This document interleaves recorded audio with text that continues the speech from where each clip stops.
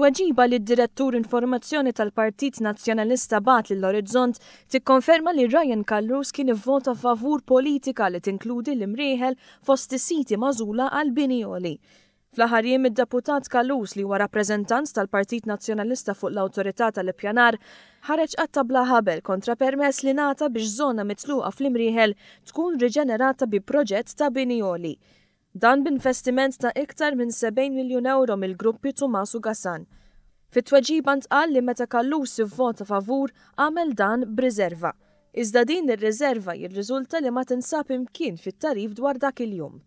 Il-vot fuq il-politika nazzjonali magħrufa bħala floor area ratio ittieħed sentejn ilu u Kallus li kien diġà qed jirrappreżenta lil Simon Busuttil ivvota favur.